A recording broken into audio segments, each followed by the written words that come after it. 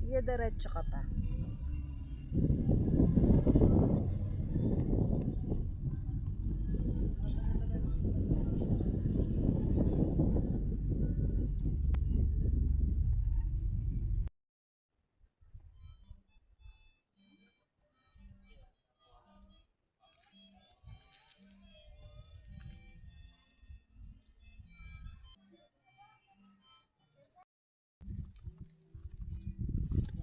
Ganda dito.